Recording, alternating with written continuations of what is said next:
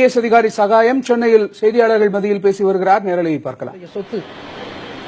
எனவே அதிலே ஒவ்வொரு குடிமகனுக்கும் அதை பாதுகாக்கக்கூடிய அந்த பொறுப்பு இருக்கிறது. எனவே எங்கோ ஒரு மாவட்டத்தில் அல்லது எங்கோ ஒரு இடத்தில் இயற்கை வளங்கள் சுரண்டப்படுகிறது என்று சொன்னால் அதை பாதுகாக்கக்கூடிய அந்த உணர்வு அந்த மண்ணிலே இருக்கக்கூடிய எல்லோருக்கும் வர வேண்டும். எனவே என்னை பொறுத்த வரைக்கும் இயற்கை வளங்களை எல்லாம் பாதுகாப்பது ஏதோ ஒரு அரசு அலுவலர்களுடைய கடமை அல்லது அரசியல் தலைவர்களுடைய கடமை என்றெல்லாம் எண்ணாமல் அது நம்முடைய சொத்து, சமூகத்தினுடைய சொத்து என்கிற அளவில் ஒவ்வொரு குடிமகனுக்கும் அந்த இயற்கை வளம் சுரண்டப்படுகிற பொழுது, சூறையாடப்படுகிற பொழுது கோபம் வர வேண்டும். இந்த கோபம்தான் இயற்கை வளங்களை பாதுகாக்கக்கூடிய அந்த ஒரு நெடிய போராட்டத்தினுடைய தொடக்கம் என்று கருதுகிறேன். எனவே எனக்கு அத்தகைய கோபம் இருக்கிறது, உங்களுக்கும் அத்தகைய கோபம் இருக்கிறது என்று நான் நம்புகிறேன்.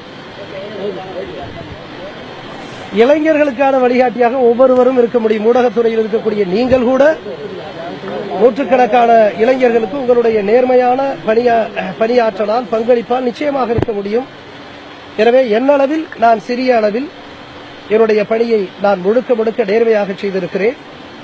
இன்றைக்கு நான் சொன்னதைப் போல இந்த கனிம வளங்கள் எல்லாம் நம்முடைய சொத்து, அதை பாதுகாப்பதற்கான ஒரு எளிய முயற்சியை செய்திருக்கிறேன்.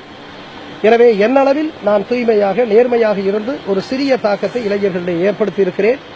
இந்த தாக்கத்தை நம்முடைய மருத்துவரும் ஏற்படுத்த முடியும், உங்களாலும் ஏற்படுத்த முடியும் என்று நான் நம்புகிறேன்.